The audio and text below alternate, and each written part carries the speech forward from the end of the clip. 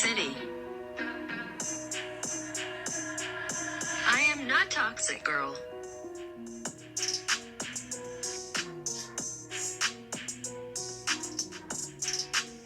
¿Estás hablando conmigo?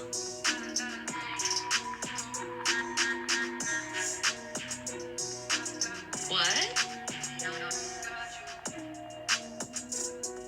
You're toxic. Toxic City. Why couldn't I have hair like that? When I finally called her attention back from wherever her mind had drifted to, she released a small yet kind wry smile in my direction, raising her hand out. I grabbed her hand and I climbed up on the bed to sit next to her with my pigtails smacking me in my face. Sitting quietly for a moment, I bounced my feet off the edge of the bed. "Get me something from that closet, will you?" she asked, pointing to her closet. "It's down there on the right side. Be careful, it's heavy." Shaking my head yes, I jumped off the bed. I didn't know what she was asking for. All I knew was that she asked me to do something. Not wanting to make her upset, I was going to do whatever she asked. At that point, I probably would have robbed a bank for her if she had asked. Eggy was ride or die. One crazy thing about Eggy's closet, it had about a bazillion items within the small confines of an 11 by 11 space. The woman had clothes for years, yet she still only wore the same old raggedy house dresses.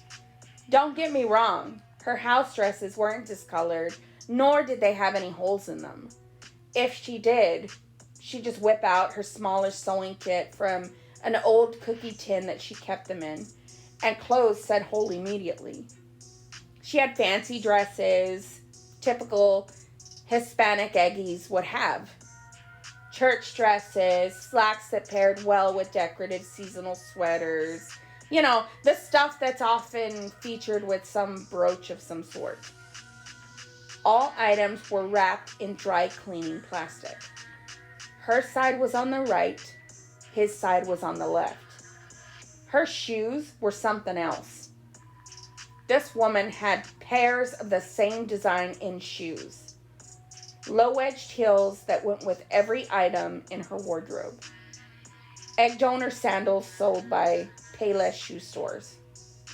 She had her chosen color of black in matte finishes, and every so often there would be like a patent leather shiny pair that noted the importance of Christmas or like some cousin's wedding, as that was the only time she would ever bust out the church wear.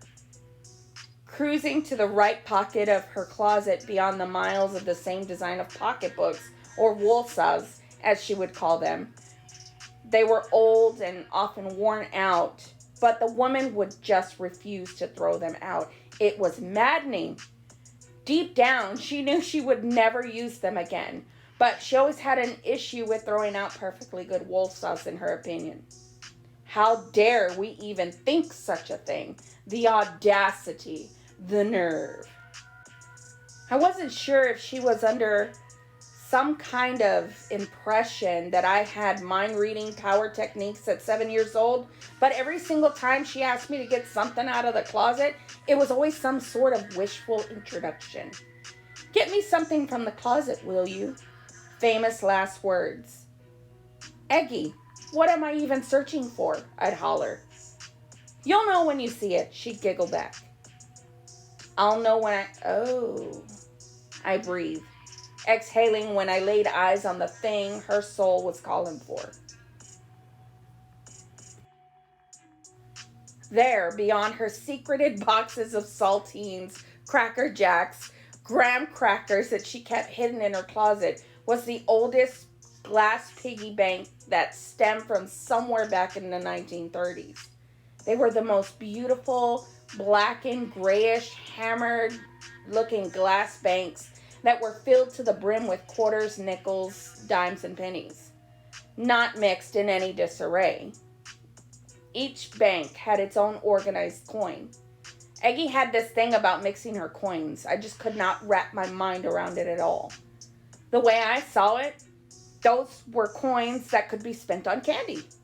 My eyes swirled with opportunity as I pictured what kind of small fortune I had in front of me, which could, of course, afford all the super bubble my sweetened heart could want. We were rich. At least I thought so. No, we are not rich. Don't you spend those coins, she'd scoff, removing a bobby pin from her hair. Placing the bobby pin into the narrow slot of the bank, Eggy attempted to remove a few coins from the safe harbor of the sea of coins. Everything inside my tiny frame wanted to bash the old bank onto the floor, grab the coins in my hands like a maniacal pig-tailed gum baron, and run for the nearest Circle K to make all my 7-year-old Violet Beauregard dreams come true. The sweetness of that gum.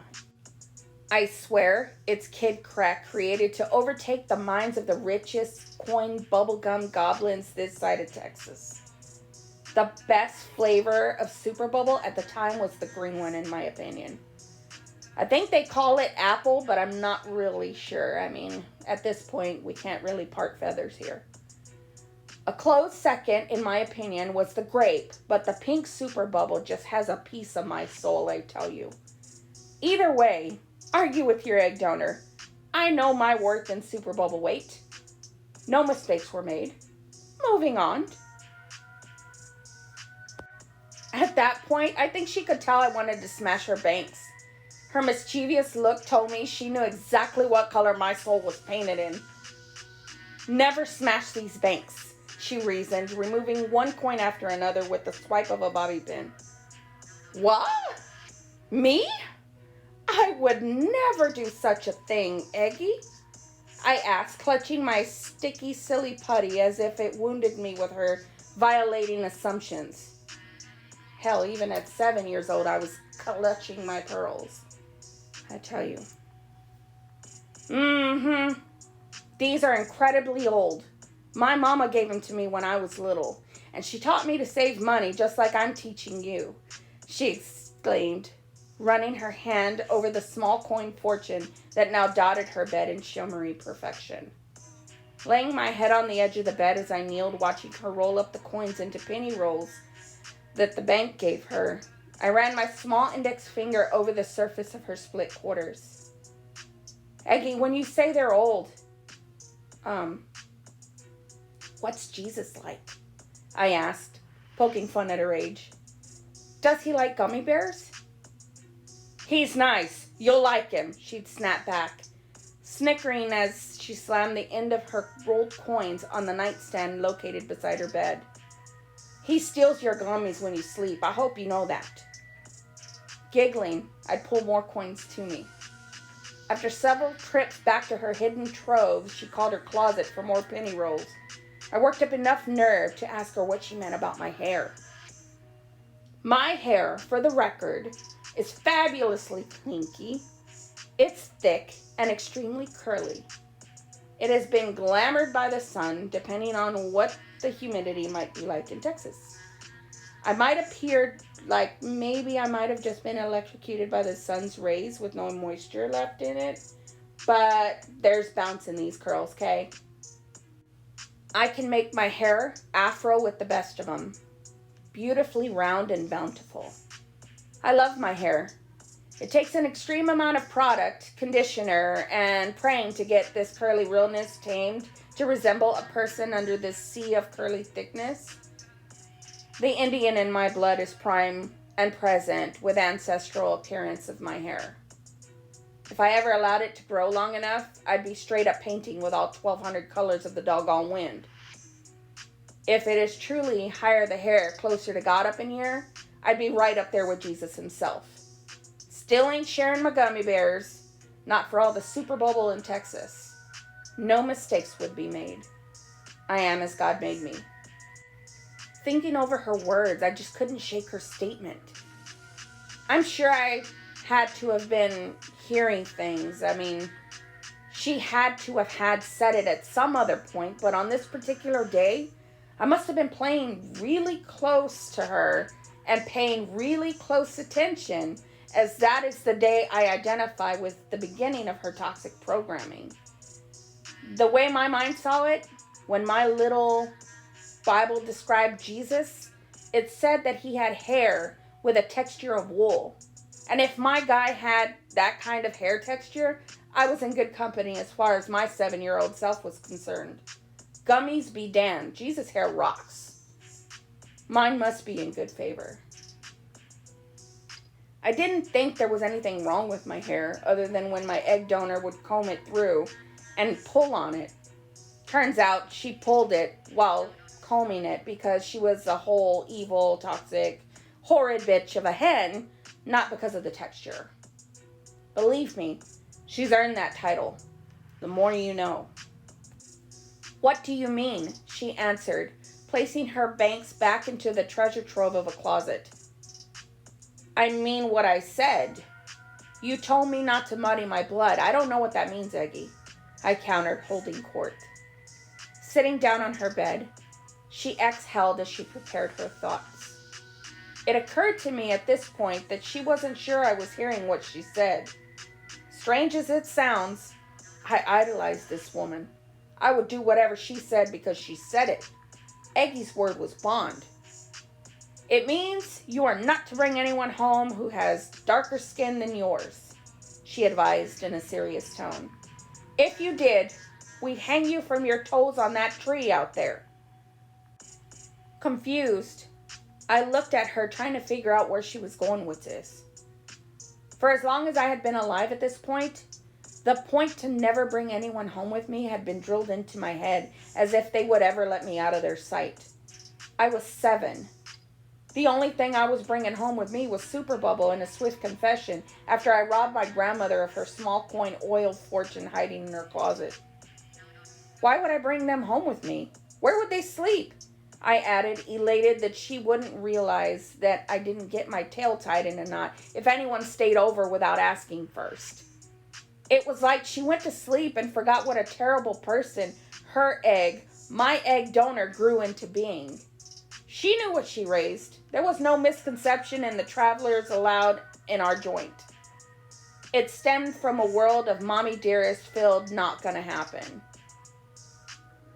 That's not what I mean. You'll understand when you're older, she exhaled, sounding more and more exhausted with the release of every breath. Truth be told, her rooster was so dark.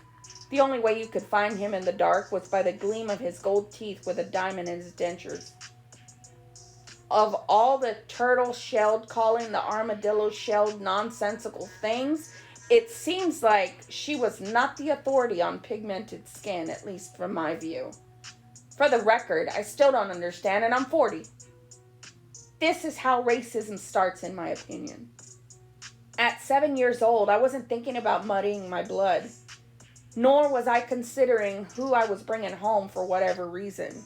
I wasn't thinking about including anyone in my Super Bubble fortune, not allowing a small glimpse of a future-filled vision into anyone having a lifetime pass into my pillow fort either. My 7-year-old mind had bigger fish to fry with those tortillas slathered in butter that awaited me in a few hours. I had zero thoughts of involving the muddying of any sort of life substance.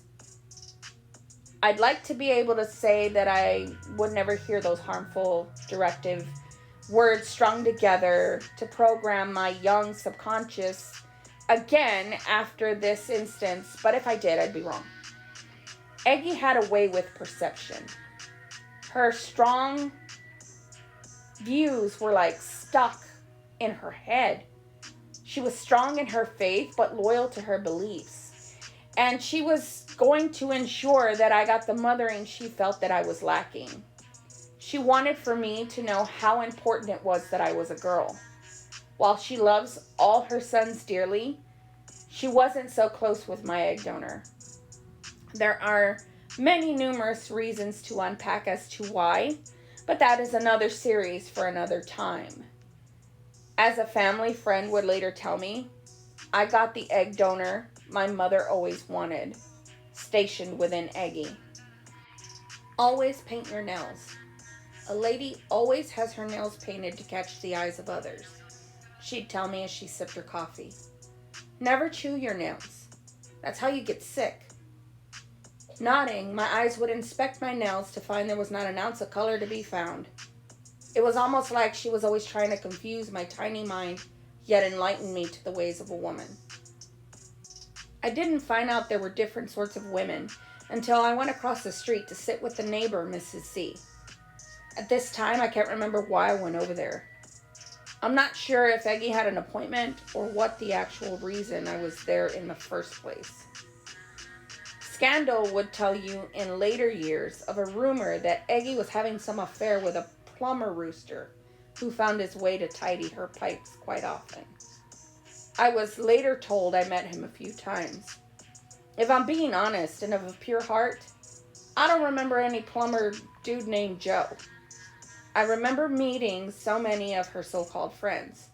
They'd come over and gossip as I stole pieces of sponge cake or donuts that Eggy would pick up from Fiesta, the world's best bakery, to have with her gossip-filled coffee hour.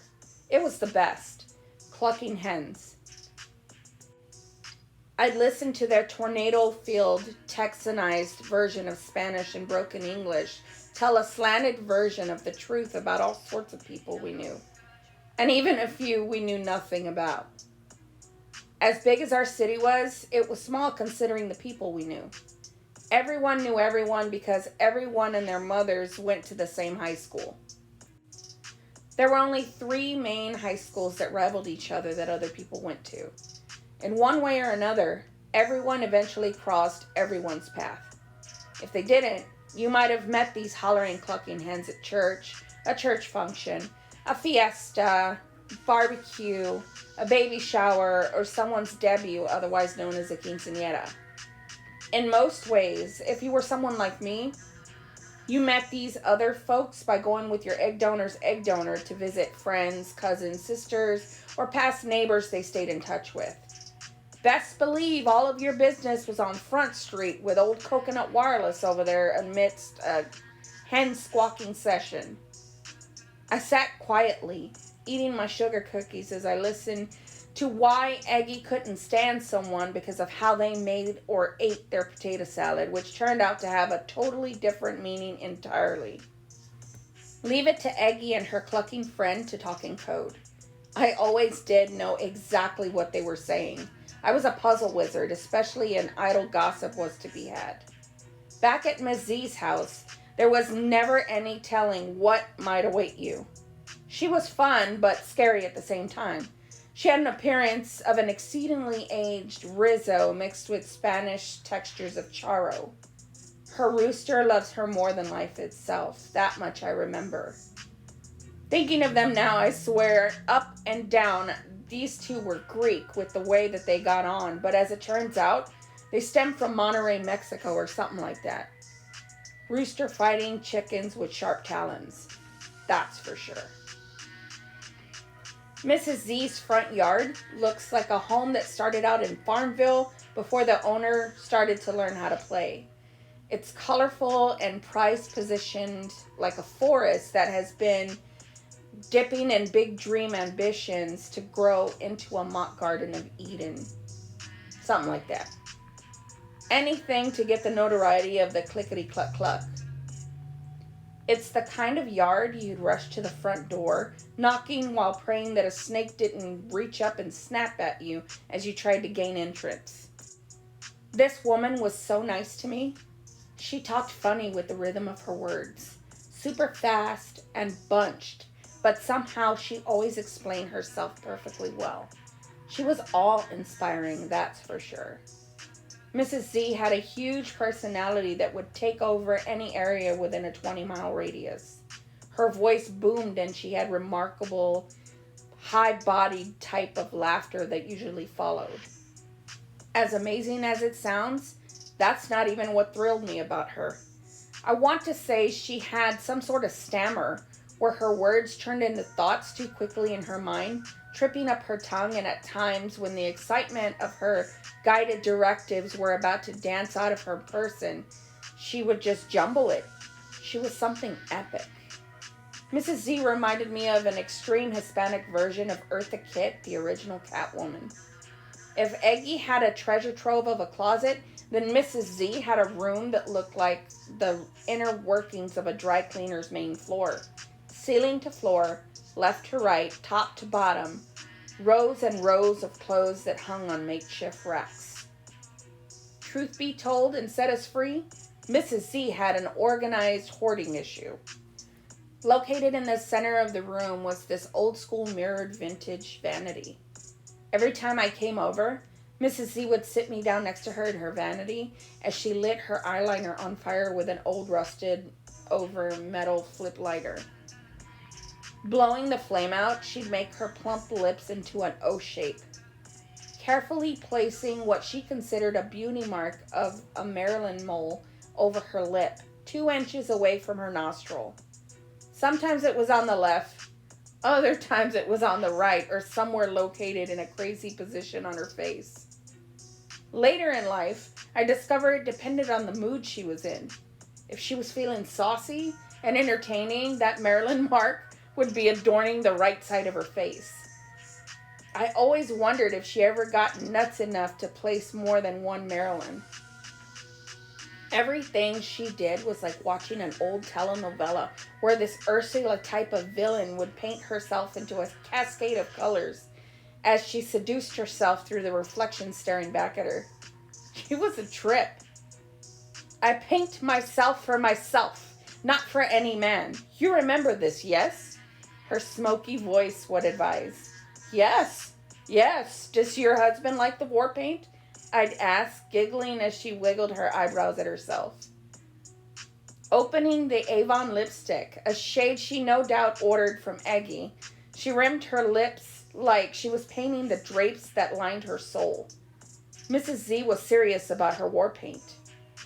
Do you know why we call this war paint, muñeca? She asked, painting the room in powerful radiance. Because you paint your lips like you're painting a house? I laughed, playing with one of the 20 creepy dollies that she had that draped in her closet in crochet realness. I don't know how to use that stuff. Well, it's because we use this stuff to go to war with men, she'd growl, forcibly closing the lid on her lipstick. We hypnotize them and then we hang them by the toes. Okay, Mrs. Z, can I have a grilled cheese?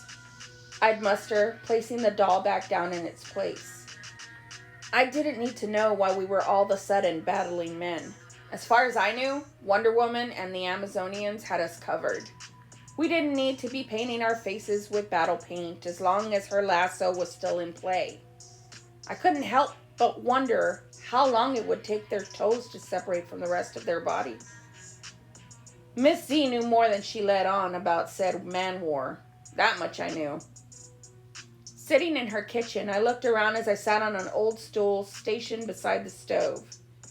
I'm not certain if it was because her house was different from Eggy's, but everything inside Mrs. Z home looked like it belonged in a museum.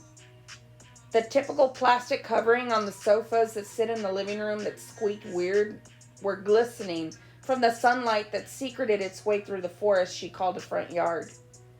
They'd catch my eye at just the right time. It was never awesome sitting on those couches, though. Turning her back towards me, she walked over to the fridge, grabbing a glass cup stationed in the rack on the counter. Pouring some milk into the glass, Mrs. Z kicked the fridge door closed with her foot as she walked back towards the table. What does muddying your blood mean? I quizzed, taking a bite of my crispy grilled cheese sandwich. I should have known, with the way that her mouth went agape, that wasn't something that I should be mentioning in polite grilled cheese conversation. What? Yeah, you're still toxic, girl. Oyes, bueno, bye. Alright, make good choices. Peace. Blue Hoodie Productions.